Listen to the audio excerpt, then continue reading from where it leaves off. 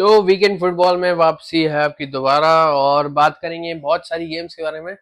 5 games के बारे में बात करेंगे। आई नो वीडियो लंबी भी हो सकती है, पर मैं जितना ट्राई करूंगा शॉर्ट होए। और पहली गेम थी हमारी Manchester United versus Nottingham forest. और दूसरी गेम थी आपकी लंदन डर्बी स्पर्स वर्सेस आपकी चेल्सी। थर्ड गेम थी आपकी real Madrid versus Valencia. Fourth game आपकी बार्सिलोना वर्सेस एल्च। और लास्ट गेम जो बोल सकते हैं लंदन डर्बी जैसी गई। और बट लंदन डर्बी जैसे नहीं गई, बट थोड़ी अच्छी थी, कॉम्पिटिटिव थी। और वो थी आपकी AC Milan versus AS Roma. तो स्टार्ट करते हैं आपकी मैनचेस्टर यूनाइटेड से। और रेड डेविल्स खेल रहे थे नॉटिंघम के होम पे। एक एक मैं एक पॉइंट ऑफ व्यू देना चाहता हूँ नॉटिंघम का। क्या चल रहा था कि नॉटिंघम की फॉर्म डिप चल रही थी। ऑल्दो उन्होंने यूसीएल में विन लिया है पोर्टो के against, but overall wise PL wise cup wise उनकी फॉर्म बहुत खराब चल रही थी। पोर्टुगल उनके मैनेजर थे, अब वो सैक हो चुके हैं और उनके नए मैनेजर बने हैं। आई गेस एवर्टन वाले थे वो शायद, मैं आई माइट बी रॉन्ग, जो भी है। और एक एक्सपेक्टेशन रहती है कि नॉटिंघम के अगेंस्ट सामने जो टीम आएगी वही उसको एक प्रायोरिटी देगी जीतने के लिए। ऑड्स भी उसके के साथ ही होंगे। बट स्टार्टिंग में ऐसा ही लगा कि मैनचेस्टर बहुत इजीली और कन्वीनियंटली विन ले सकती है आराम से, कंफर्टेबली। 1-0 भी कर लिया आराम से। बट एक जब हमने देखा कि थोड़ी लैक ऑफ, क्या बोलते हैं, गेम अवेयरनेस, थोड़ी रेस्टलेसनेस टाइप्स की, ठीक है, लीनियंसी देना थोड़ा नॉटिंघम को, गेम में ग्रो होने देना। और जैसे ही वो गेम में ग्रो हुए पहला गोल भी मारा और साथ ही साथ within 5 minutes I guess second goal भी आ गया था। और 2-1 से नॉटिंघम अप हो गई और मैनचेस्टर बिल्कुल समझ नहीं आया क्या करें। और 2-1 के बाद ये नहीं कि वो रुक गए, नॉटिंघम ने बार बार प्रेस किया, बार बार अटैक किया और मैनचेस्टर को बहुत ट्राई किया। ये कह सकता हूँ कि 2-1 के बाद उन्होंने जैसे तैसे संभाल लिया अपने आप को।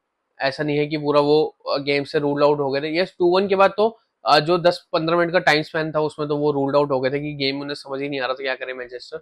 और हमने ओल्ड ग्लिम्स जो देखते हैं, ओल्ड टेक्सचर जो देख रहे थे मैनचेस्टर का स्टार्ट ऑफ द सीजन में, कि 15-20 मिनट तो हीरो, उसके बाद फिर जीरो वाली हरकत थी, वो आज देखी हमने थोड़ी थोड़ी। बट मैनचेस्टर ने अपने आप को संभाला इन दी एंड। जब आई गेस 75 से 90 मिनट के टाइम स्पेन में उन्होंने बहुत सारे चांसेस भी बनाए। थैंक्स टू अमाद डियालो, उनके इक्वलाइजर से 2-2 हुआ और एक 1 पॉइंट तो आया एटलीस्ट, जो नेसेसरी था। क्यों? 3 गेम की आपकी विन स्ट्रिक चल रही है।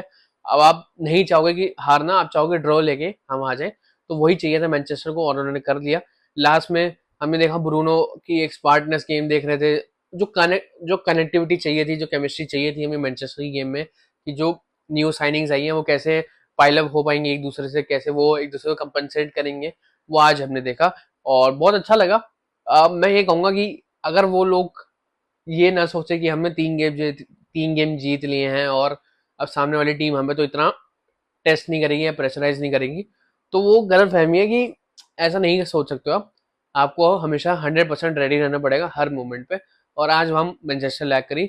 मुझे लग रहा था अगर वो वही गेम का रिदम बनाते जो स्टार्टिंग में बना रखा था, आई गेस वो विन ले जाते। तो कहीं ना कहीं तो नाराज तो होंगे कि हमने 2 पॉइंट्स गवा दिए। बट हारने से बजाय 1 पॉइंट लेना भी सही रहता है। तो मूव ऑन करते हैं आपकी लंदन डर्बी। बात तो नहीं थी इस गेम के बारे में, पर बात हो रही है आपकी मैनचेस्टर की गेम के बारे में, रियल मैड्रिड की गेम के बारे में, एसी मिलान की गेम के बारे में। क्यों? सोचा था कि लंदन डर्बी होगी टफ फायरी, स्पर्स का नया मैनेजर थॉमस फ्रैंक, ये चेल्सी मरेस का डामाडोल, कभी तो इधर कभी तो इधर। चेल्सी का ये हाल था क्योंकि कंसिस्टेंसी की बहुत प्रॉब्लम है, या तो हीरो या तो जीरो वाला हाल है चेल्सी का। और ये था कि इस गेम में चेल्सी कैसे आएगी, अवे जा रही है टॉटनम के होम स्टेडियम पे।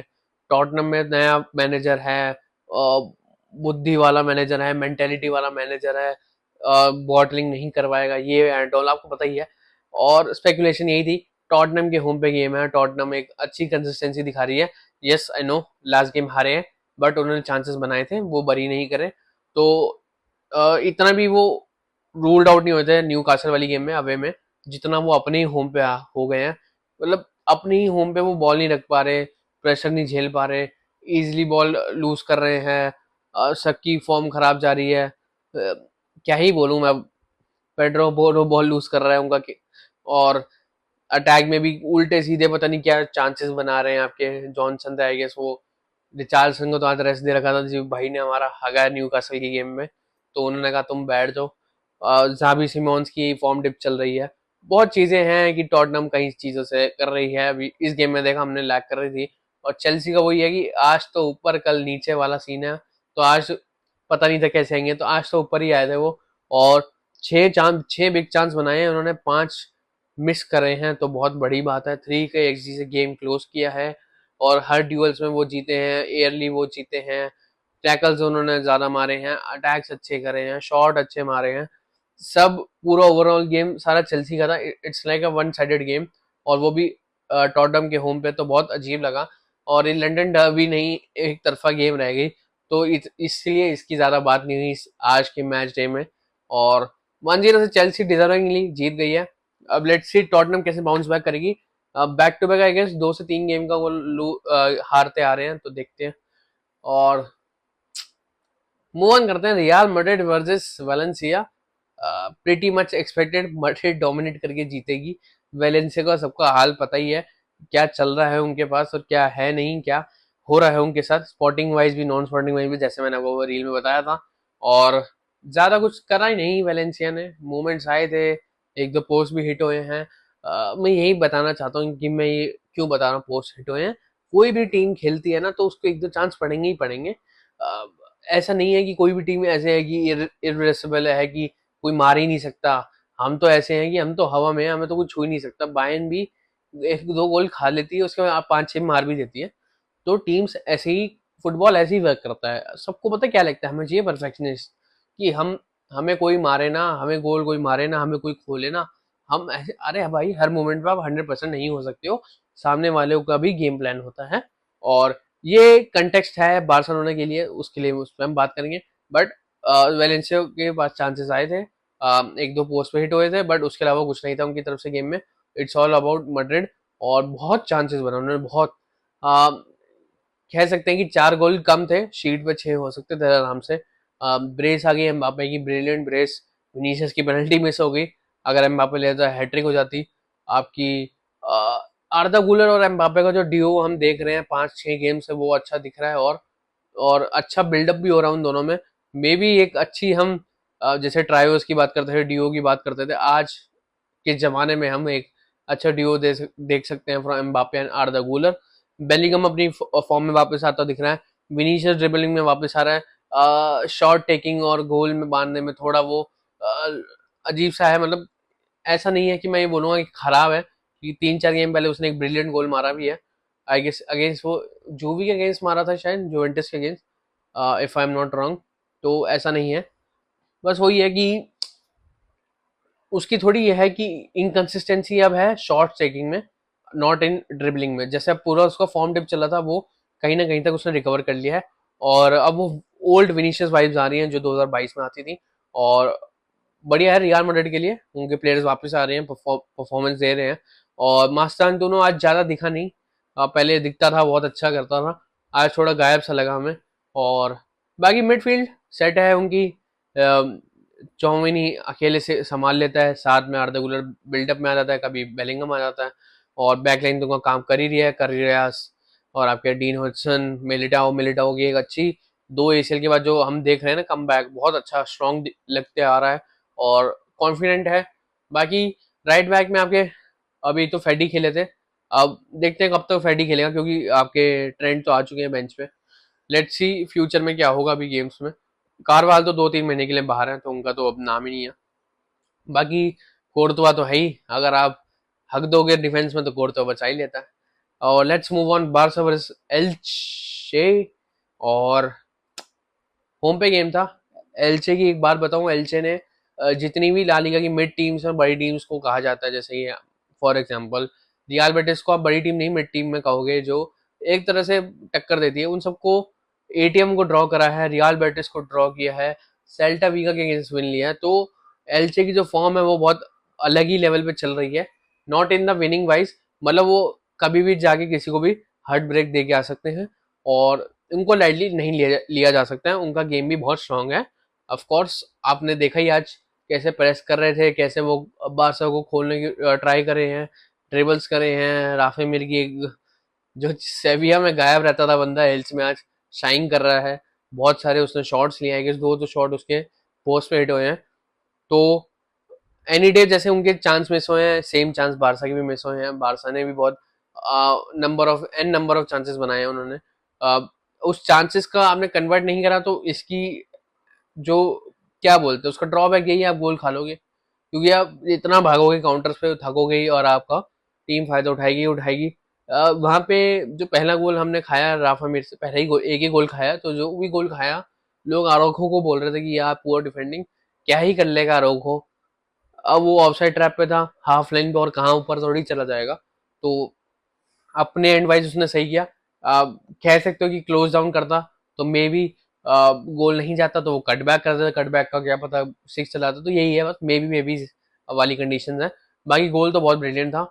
और on the other hand Jamal ने 8 मिनट पे ही लीड दिलवा दी थी 1-0 से। ब्रिलियंट फ्रॉम फमीन, अच्छा प्रेस बाल्डे का। और सेकंड गोल भी हमारा ऐसे है, फमीन की असिस्ट से आपका फरहान का टैप इन। उसके बाद हमने इतने चांस मिस करे, रैशफोर्ड ने 2 किए, यमाल ने 2 मिस किए, एक दो और आई गेस और भी मिस हुए हैं फरहान के थ्रू। और वो ये है कि अगर स्टैट्स वाइज देखा जाए तो बारसा ही मोर डोमिनेंट दिखी India attacking wise. Position wise Elche ने सेकंड हाफ में जो कमबैक दिखाया है पोजीशन रखने में, और बहुत बहुत बढ़िया था, टेस्ट करा बारसा को अच्छे से, और बारसा ने डिफेंड किया अच्छे से। एक पोस्ट तो हिट हुआ था और एक पोस्ट तो शेजनी का सेव था। मैं ये नहीं कहूंगा उसने बाहर मारा, सेव था, पोस्ट पे हिट हो गया, बाहर आई बॉल। और ये इतना ही कहना चाहूंगा, देखो मैं यार प्रेसिंग अच्छी हुई है थोड़ी सी, और कि उस प्रेसिंग से हमने काउंटर्स भी बनाए हैं, एक ये फैक्ट है। और फ्लिक का सिस्टम मैं आपको दोबारा बता दूंगा, हर वीडियो में बताता रहूंगा। फ्लिक का सिस्टम यही है, अच्छे से प्रेस करो, काउंटर्स बनाओ, केमिस्ट्री अच्छी होनी चाहिए आपके अटैक में। आप सेल्फिशनेस नहीं दिखा सकते कि नहीं भाई मैं पास नहीं दूंगा ये एंड ऑल। और आपको गोल मारने, जितने गोल मारोगे आप उतना गेम में डोमिनेंट रहोगे, उतना आप बड़े रहोगे। और लास्ट सीजन में यही करा था ना। इस सीजन में तो क्या चीजें हो रही हैं, क्या गैप्स हैं, क्या लैप्सेस हैं, क्या इतना स्पेस क्यों खोल रहा है। जो कुंडे की परफॉर्मेंस आ रही है वो सिस्टम से नहीं आ रही, वो उसकी फॉर्म डिप चल रही है। बीच में उसने 2-3 गेम्स अच्छा फॉर्म दिया था, राइट नाउ अभी तो वो अच्छा नहीं कर रहा। तो उसके लिए तो हम कुछ नहीं कर सकते, प्लेयर की फॉर्म डिप होती है, वो प्लेयर को ही इम्प्रूव करना होता है rather than सिस्टम इम्प्रूव करेगा।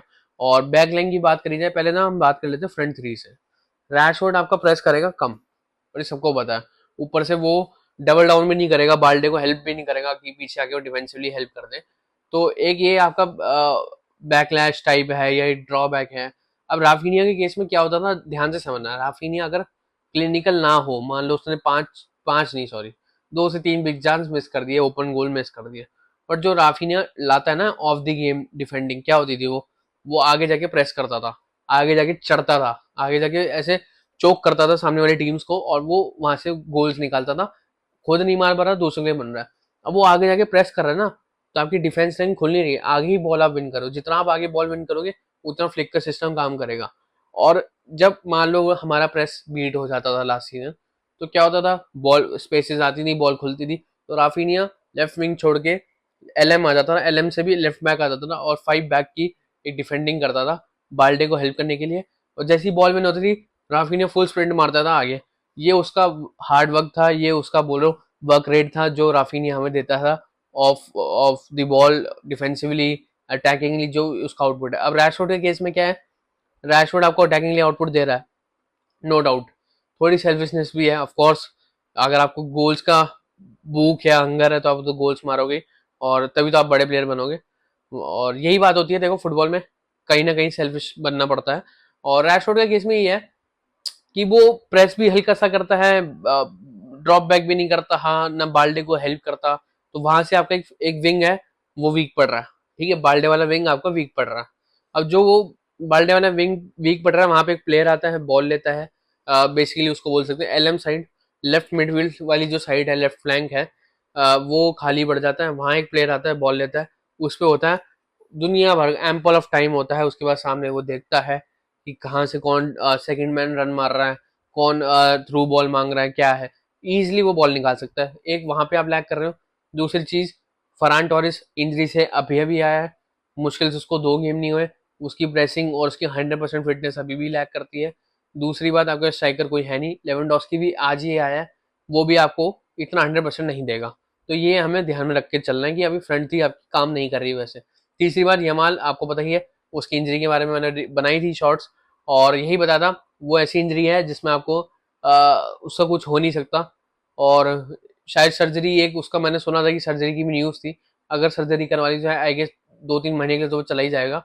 तो रादर देन वो सर्जरी अवॉइड करके खेलना चाहता है ताकि कंसिस्टेंसी दिखाए और पेन को जैसे तैसे ठीक करें। अब है, हम मेडिकली तो इतने स्ट्रांग नहीं है, बट जितना मैंने सुना है मेसी को हुआ था, ये हुआ था, अब आपको उसको ना डिस्कम्फर्ट को झेल के अब करना पड़ता है, और ये माल उसी वाले रिकवरी प्रोसेस में है। और वही है कि अब वो भी 100% नहीं है। वो क्या करता था, कुंडे की हेल्प करता था। कुंडे की हेल्प कैसे करता था, उसके हर गेम में एवरेज 10 से 12 तो ग्राउंड ड्यूल्स 1 है, और कंटेस्टेंट 20, इतने ग्राउंड ड्यूल्स 1 करता है वो टीम के लिए। वो आपकी वहां चीज लैग हो रही है आपकी स्विंग में, राइट विंग में, प्लस आपकी चांस क्रिएशन में लैग होगी, क्योंकि स्पीड वो 100% नहीं दे सकता, क्योंकि उसको स्ट्रेच हो जाती है, वो लिखा हुआ है उसकी इंजरी में। तो वो अभी 100% नहीं है, आई गेस 50-60% है। उसमें भी अगर वो गोल असिस्ट एक बिग चांस बना दे तो बड़ी बात है, क्योंकि आपके पास 100% पे कोई प्लेयर नहीं है आगे फ्रंट थ्री में। प्रेसिंग में आपको मैंने बोल दिया, इतना वो भाग नहीं सकता, फर्स्ट हाफ में भागा, सेकंड हाफ में वही थोड़ा ढीला पड़ गया। अब उसकी गलती नहीं है, उसकी इंजरी ऐसी है। और कुंडे वाली वाइज कर लेते हैं। कुंडे की बात क्या है कि देखो, कुंडे की फॉर्म खराब चल रही है। कुंडे जो यमाल को सपोर्ट करता था, जो ओवरलैप्स मारता था, जो अंडरलैप्स मार के लिंकअप्स करता था, अटैक बनाता था, क्रॉसेस मारता था, गोल मारता था, वो आज आज क्या मतलब लास्ट आई गेस 1 महीने से उसकी फॉर्म इतनी गंदी चल रही है कि वो राइट विंग के जो भी प्लेयर है उसको अफेक्ट कर रही है, चाहे वो रोनी खेले, चाहे आपके रैशफोर्ड खेले, चाहे यमाल खेले। तो क्या कर रहा है कि उसकी फॉर्म डिप होने से यमाल को, रैशफोर्ड को दिक्कत हो रही है जब रैशफोर्ड खेला, कभी भी खेला, और वो फॉर्म उसकी भी इसलिए भी खराब जा रही है। तो सपोर्ट वहां से गायब है। अ, यही है, देखो फॉर्म भी खराब चल रही है, फ्रंट थ्री में भी 100% फिटनेस नहीं है, और यही है कि इतनी स्पेसेस खुल जाती हैं, इतना टीम हमको इजीली एक्सप्लॉइट नहीं बोलूंगा मैं। लास्ट सीजन भी हम 2 से 3 बार तो खुलते ही थे और चांस बनते थे, वो गोल जाए ना जाए वो हमारे कीपर के ऊपर होता था।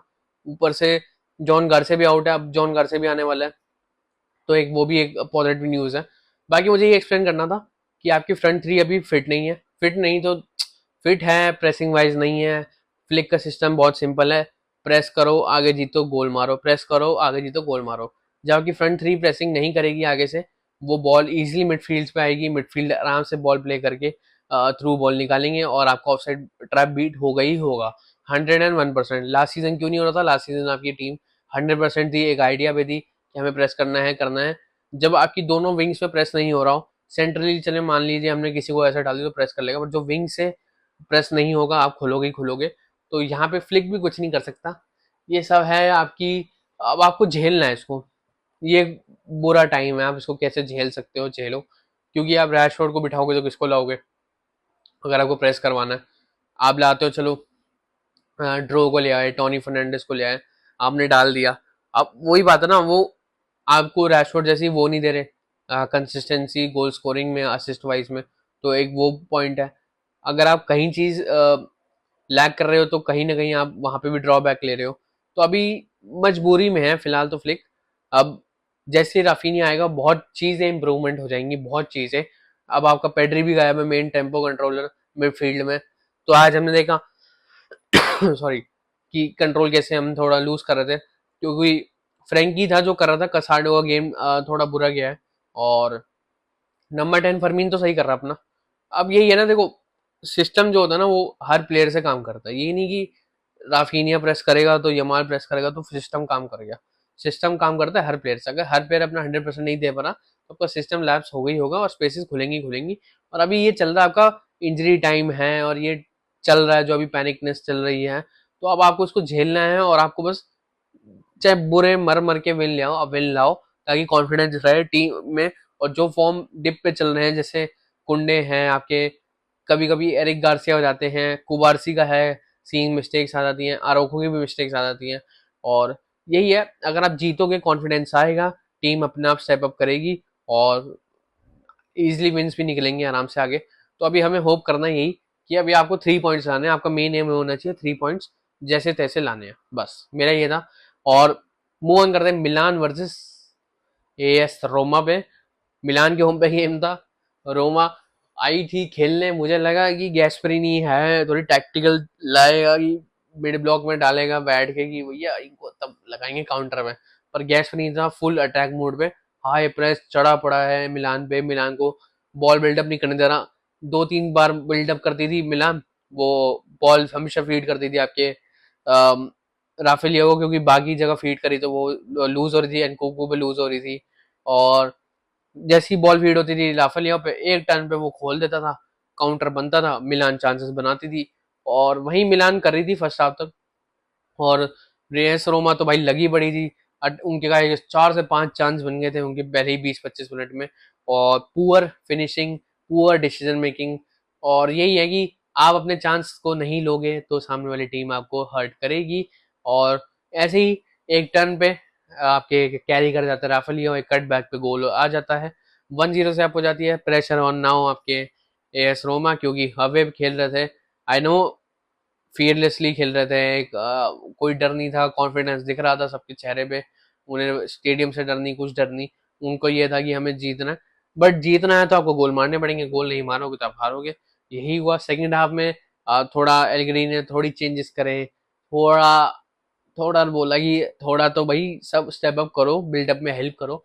बिल्डअप में हेल्प किया, पोजीशन रखी, मॉडरिच को और गेम में लाया गया ज्यादातर। क्योंकि क्या हो रहा था, आप लॉन्ग बॉल्स फीड कर रहे थे तो मॉडरिच गेम से कट आउट हो रहा है, और ज्यादातर रिकवरी में ही भाग रहा था मॉडरिच आपका। धीरे धीरे जैसे बिल्डअप अच्छा होने लगा और उमा पे थोड़ा प्रेशर होने लगा, और चांसेस बने। आई गेस मिलान ने 3 से 4 बिग चांस और मिस कर दिए थे अपने, वो आराम से मार सकते थे और इजी डोमिनेंट विन ले जाते। बट वही है, मिलान थोड़ी थोड़ी थोड़ी उनको भी चुल लगी, हम तो बड़ा करेंगे गेम को। और इसी बड़े के कारण गेम के एंड में पेनल्टी भी दे देते हैं। डिवाला सम हाउ मिस कर देते हैं, नेवर एक्सपेक्टेड। डिवाला जैसा प्लेयर पेनल्टी मार देता है, बट डिवाला ने भी मिस कर दी, इंजरी से बाहर भी हो गया, सब्स्टिट्यूट भी हो गया। और इमोशनल टर्मोइल हो गया उसका, दिख रहा था कि वो बेंच पे बड़ा रोने जैसी शक्ल थी। और 1-0 से ये मिलान जीत जाती है गेम। ऐसा नहीं बोल सकता कि मैं मिलान कंफर्टेबली जीती है। रोमा पे बहुत चांसेस थे, बरी कर देते तो गेम का रिजल्ट कुछ भी हो सकता था। थोड़े अभी हैं कि मिलान अभी ऐसी नहीं 100% है कि कल को आप यूरोप में डालो कि जीत के आ जाएंगे। उससे ज्यादा बढ़िया तो एएस रोमा दिखती है, confident overall, structure wise, attacking wise, defensive wise. They look more like a team wise, team जो टीम होती है प्रॉपर टीम है। मिलान में थोड़े अभी लग रहे हैं, फुफाना का गेम अच्छा नहीं गया। और यही है, देखते हैं। अभी तो चलो वो यूरोप से बाहर हैं, अभी तुमको सिर्फ लीग में अच्छा करना है। और लीग पे भी टेबल पे टॉप पे ही चल रहे हैं, मतलब फर्स्ट पे नहीं, टॉप 3 में आई गेस। और लेट्स सी कहाँ तक उनकी गाड़ी जाएगी आगे तक, कहाँ वो लैग करेंगे तो वीडियो बनाएंगे कि हाँ लैग हो रहा है। और बाकी तो न्यूट्रल वाइज गेम बहुत बढ़िया था, बस गोल फेस्ट नहीं आया। क्योंकि जितने चांसेस ऐसे बनाए थे दोनों टीम्स ने, फर्स्ट हाफ में आपके रोमा ने और सेकंड हाफ में मिलान ने, दोनों ही टीम क्लिनिकल नहीं थी उतनी। क्लिनिकल होती तो एक गोल फेस्ट, एक हाई स्कोर लाइन गेम हो सकता था और भी मजा आता। बट आज के लिए यही, गोल वीकेंड फुटबॉल हो गया ओवर। और कल या परसों में आ जाएगा वो यूसीएल वापस, और यूसीएल नाइट्स में मिलने वाले हैं दोबारा।